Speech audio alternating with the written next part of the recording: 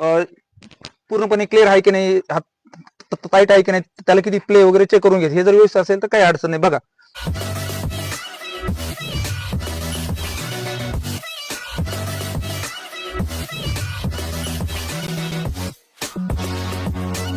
रामराम मंडळी, स्वागत आहे तुमचं आपल्या रॉयल बागायतदार युट्यूब चॅनलमध्ये. तर मित्रांनो, आजपर्यंत तुम्ही माझ्यासोबत बऱ्याच ट्रॅक्टरांचे व्हिडिओ बघितले की नवे नवे ट्रॅक्टर त्यामध्ये काय फीचर आहे काय नाही, तर हे सगळं मी तुम्हाला सांगत आलोय.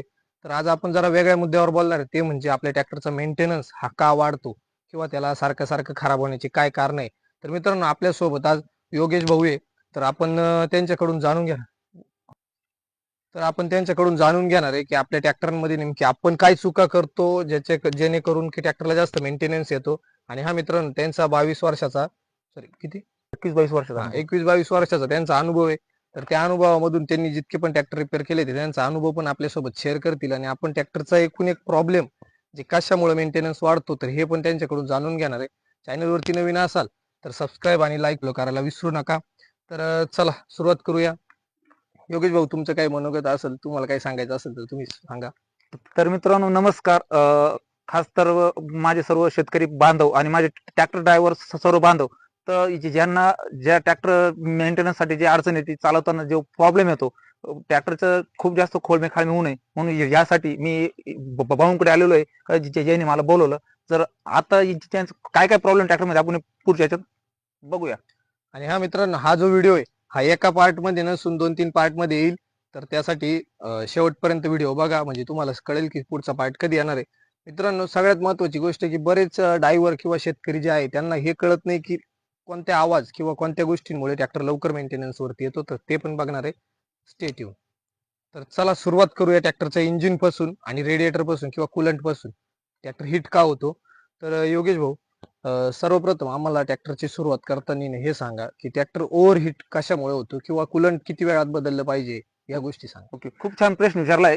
ह्या प्रश्नासाठी मला खूप लांबून कॉल येत राहतात. प्रत्येकाच्या मनामध्ये हाच एक प्रॉब्लेम असतो की ट्रॅक्टर गरम का होतो, ट्रॅक्टर जनरलवर काय होतो. सगळ्यात महत्वाचा मुद्दा म्हणजे बघा, ट्रॅक्टर गरम व्हायचे कोणतं एकच कारण नाही, तर त्याला 10 प्रकारचे कारण असतात. ते जर कारण जर आपण समजून जर घेतले तर आपला ट्रॅक्टर जनरल येण्यापासून व ट्रॅक्टर ओव्हरहीट होण्यापासून वाचू शकतो. त्यासाठी जर आपण प्रयत्न केला तर खूप छान होईल. त्यासाठी आपण पहिल्यांदा बघू आपण पहिली काळजी कोणती घ्यायची. मित्रांनो बघा, आता सगळ्यात महत्वाचं ट्रॅक्टर गरम व्हायचं पहिलं कारण, ही जी जाळी आहे ही रेडिएटरच्या पुढची बॅकअप जाळी, हे बघा, ही जर जाळी जर तुमची काही धूळ वगैरे असेल, पाला पाचोळा असेल, त्यानं जर ही जाळी जर भरली जर गेली, जिकडून हवा ओढत असतं, जर हवा फ्रेश नाही मिळली तरी सुद्धा आपला ट्रॅक्टर काय होतं, ओव्हरहीट व्हायचं कारण बनवू शकतं. त्याच्यानंतर जर आपण दुसरं कारण जर मी जर म्हटलं तर ट्रॅक्टरचं कुलंट. आता हे बघा, आपण काय करतो दररोज सकाळी ट्रॅक्टरचं हे झाकण खोलून त्याचं कुलंट चेक केलं पाहिजे, ह्यामध्ये कुलंट आहे की नाही. बरं, ह्यामध्ये कुलंट आहे विथ हे जे कुलंट टँक ही पुढे दिलेली, ही कुलंट टँक मध्ये पण पाण्याची लेवल आहे की नाही चेक करून घ्यायचं, कारण की आपल्याला कुलंटची लेवल इथपर्यंत पाहिजे ती. आता जर बघितलं यामध्ये कुलंटची लेवल पूर्णपणे खाली गेलेली बघा, तर आपण हे दररोज चेक केलं पाहिजे की यामध्ये कुलंटची लेवल आहे की नाही. तर त्याच्यानंतर आपलं जर तिसरं कारण जर बघायचं असेल तर आपण तिसरं कारण बघू शकतो. आता बघा, हा याचा फॅन बेल्ट आहे, हा फॅन बेल्ट पूर्णपणे क्लिअर आहे की नाही, टाईट आहे की नाही, त्याला किती प्ले वगैरे चेक करून घ्यायचं. हे जर व्यवस्थित असेल तर काही अडचण नाही. बघा बघा, ह्यामध्ये तुमचं रेडिएटरची होसपाईप असेल, हा हा वरचा होसपाईप, हा खालचा होसपाईप आहे. हे जर जास्त दिवसाचे झाले तर यामध्ये हा क्रॅक पण जाऊ शकतो, फुटू बी शकतो. या होसपाईपला जर आपण वेळेवर बदललं तर हा प्रॉब्लेम येत नाही. आपण प्रत्येक ठिकाणी बघू शकतो, इथून कुठून कुलंट वगैरे लिकला की नाही हे पण चेक करू शकतो. त्यानंतर अजून 2-3 प्रकारचे कुलंटचे पाईप दिलेले, हे आपण महत्वाचं हे पहिले चेक जर केलं तर आपल्याला पुढचा प्रॉब्लेम येऊ शकत नाही. यानंतर पुढचा जो चौथा जो प्रॉब्लेम आहे, चौथा मेन महत्वाचा प्रॉब्लेम सगळ्यात महत्वाचं बघून घ्या का दररोज सकाळी ट्रॅक्टर चालू करण्याच्या अगोदर आपण इंजिनच्या लेवल चेक केली पाहिजे. प्रत्येक इंजिनला आपली लेवल दिलेली असते, ही खालची लेवल आणि वरची टॉपची लेवल आहे. तर आपल्याला कायमस्वरूपी ऑइल लेवल वरच्या टॉप लेवलला हवी असते, म्हणजे आपल्याला पुढचं भविष्यात प्रॉब्लेम येत नाही. आणि सगळ्यात महत्वाचं, वेळेवर ऑइल भरलं म्हणजे आपल्याला कोणत्याही प्रकारचं मेंटेनन्स वगैरे हिट होणार नाही. बघा, यापुढे जो हा जो एअर फिल्टर दिलेला आहे, हा एअर फिल्टर आपल्याला कंपनी काय सांगते का दर ट्रॅक्टरचा हा एअर फिल्टर दर 20 ते 25 दिवसाला हा साफ वगैरे आपण केला पाहिजे किंवा पंचर वाल्याकडे जाऊन आपण हा फिल्टर पूर्णपणे साफ केला पाहिजे. कारण की हा एअर फिल्टर जर शॉकअप जर झाला तर ट्रॅक्टर गरम होऊ शकतो, ट्रॅक्टर आवरेज येत नाही, ट्रॅक्टरची फायरिंग वगैरे व्यवस्थित नाही. हा जेवढा पूर्णपणे फ्री असेल एअर फिल्टर हा चांगला असेल. ज्याच्याकडे मेन महत्वाचं सर्वांनी लक्ष द्या, एकदम खूप महत्वाचं फिल्टर आहे. योगेश भाऊ, फिल्टर समजा आता ज्याचा ट्रॅक्टर रोजचं कंटिन्यू रनिंग आहे, म्हणजे रोजचे समजा दिवसातले ना त्याचे 5-6 तास जर तो रनिंग असेल हो, तर किती दिवसाला एअर फिल्टर साफ केला पाहिजे? तरी साधारण बघा 20 ते 25 दिवसाला हा फिल्टर साफच झाला पाहिजे. आणि हा प्रश्न एकदम खूप महत्वाचा मुद्द्याचा एक लक्षात घ्या, जास्तीत जास्त जर ट्रॅक्टर जर आपला रोटरीला चालत असेल, म्हणजे जिथं धुळीचं काम जास्त असतं रोटरला, तर मी तो निश्चित फिल्टर दररोज साफ केला पाहिजे. कारण की धूळ जास्त असल्यामुळे इथं धूळ पण समजा आता जे पावडरला जे ट्रॅक्टर चालताय तर त्यांचं कसं, म्हणजे नेमकी पावडरला कमीत कमी 15 ते 20 दिवसामध्ये आपण साफच केला पाहिजे फिल्टर, का जेणेकरून तो साफ जर केला तर हवा ही पूर्णपणे फ्रेश वाढल्या जाते, आणि फ्रेश वाढल्यामुळे इंजिनचा बॅकअप वगैरे मस्त येतो आणि ट्रॅक्टर गरम होत नाही, ट्रॅक्टरला आवरेज पण मिळतो. आणि ज्यांचं कमी काम आहे, एकदम कमी आहे, दिवसाला तास आहे किंवा 2-4 दिवसातून म्हणजे असं काम राहतं त्याला, मग त्यांनी महिन्यातून एकदा का होईना तरी साफ केलंच पाहिजे, काहीच अडचण नाही. तर पुढचा प्रश्न असा आहे योगेश भाऊ, की इंजिन लॉक का होतं? आणि अजून म्हणजे बरेच आता जसं आपण कुलंट बघितलं, कुलंट नसल्यावर तिथं पण होईलच, पण अजून कोणते कारण आहे का ज्याने इंजिन लॉक होतं? आता म्हणजे इंजिन संदर्भात सांगा.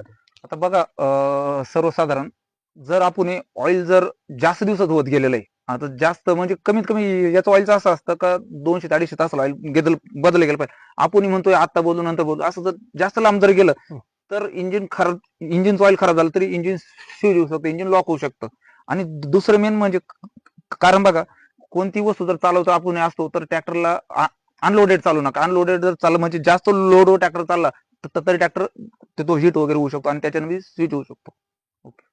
तर पुढचा प्रश्न असा आहे का आपला जो फ्रंट ऍक्सल आहे तर याची ऑइल सील जाण्याची खूपटामध्ये सगळ्यात जास्त म्हणजे जे आपले लहान ट्रॅक्टर आहे ना, ओव्हरऑल त्याच्यामध्ये सगळ्यांमध्ये हाच प्रॉब्लेम आहे की आमचे ऑइल सील जातात, फ्रंट ऍक्सलचे ऑइल सील जातात, धडीचे का जातात हे जरा सांगा. म्हणजे शेतकरी काय चुका करतात, ते काय कारण आहे? ओके, सर्वात महत्वाचं कारण मेन म्हणजे बघा, जर वेळेवर जर आपण ऑइल जर बदललं आणि जर ते ऑइल खराब व्हायच्या अगोदर जर बदललं तर ऑइल सील हे मुळात जाणारच नाही. कारण की ऑइल जर एकदम खराब झालं त्यानुसार ते ऑइलची क्वालिटी संपत्ती, ऑइल लिकेज होतं. आणि मेन म्हणजे दुसरं मेन कारण मेन म्हणजे काय, सगळ्यात लक्षात घ्या का ह्या बऱ्याचशा कंपनीने प्रत्येक या फ्रंट ऍक्सल धडीला एअर काढण्यासाठी जागा दिलेली असते. ही जी एअर काढण्यासाठी जागा ही आपण बघू शकतो, हा इयर वॉल असतो. हा इयर वॉल कमीत कमी ट्रॅक्टर चालून आल्यानंतर 10 ते 12 घंट्यामध्ये याचा इयर काढला गेला पाहिजे.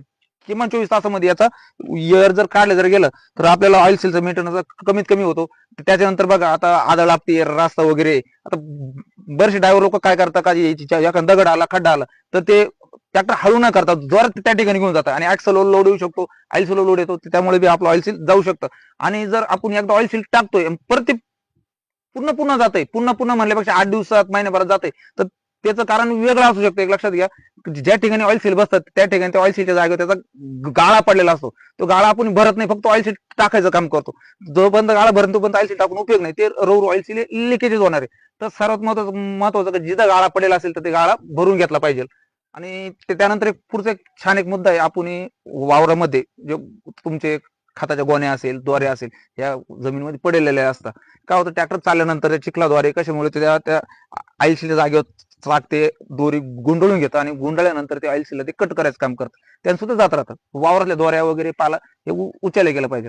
पण मग आता जर समजा आता ते तर शक्य नाही, समजा दोऱ्या बिऱ्या गोळा करणे शक्य नाही. आणि आपण जे म्हटलं आता हे बी आम्ही आफ्टर मार्केटच हा वॉल टाकला, कंपनीने दिला नव्हता, नाही दिला. तर पण मग आता तरी पण जात आहे, तर मग याला उपाय काय करायचा? आता बघा, उपाय म्हणजे कसं माहितीये का, एक लक्षात घ्या का ऑइल सील जर आता आपण टाकलेलं आहे आणि परत ते 2 महिन्यात जाते किंवा 3 महिन्यात जाते, ते सरासरी काय असतं का आपल्या आता ओव्हरऑल आपल्या क्षेत्रामध्ये बागाला आसरा जास्त पडते, बागामध्ये जास्त खड्डे वगैरे, त्यामुळे बी ऑइल सील जाऊ शकतं. पण जर एका महिन्याच्या आत जर गेला असेल तर निश्चितच ते ऑइल सील व्यवस्थित फिटिंग झालेलं नसेल किंवा त्या ठिकाणी त्याचा गाळा पडलेला असेल, तो गाळा व्यवस्थित जर भरून जर घेतला, हा प्रॉब्लेम येणार नाही आपल्या भविष्यामध्ये. आणि जर समजा ऑइल लेवलच थोडी कमी ठेवली तर ऑइल लेवल प्रमाणपेक्षा तुम्ही कमी नाही ठेवू शकता. जे कंपनी जे लेवलचं मार्जिन दिलंय त्या लेवल पर्यंत आपल्याला ठेवणं गरजेचं असतं. तुम्ही जर ऑइल लेवल जर कमी जर ठेवले तर पूर्णपणे सर्व बेरिंगापर्यंत ऑइल सील ऑइल पोचू शकत नाही, म्हणजे एखादी बेरिंग त्यानं खराब होऊ शकते. तर योगेश भाऊ, सगळ्यात महत्वाचा मुद्दा असा की अल्टरनेटर आणि हे जे बेल्ट आहे, बेल्ट बेल्ट हा बेल्ट नेमकी कसा किंवा याची लाईफ किती आहे काय आहे, जरा सांगा एकदा, म्हणजे कधी बदलायचा? ओके.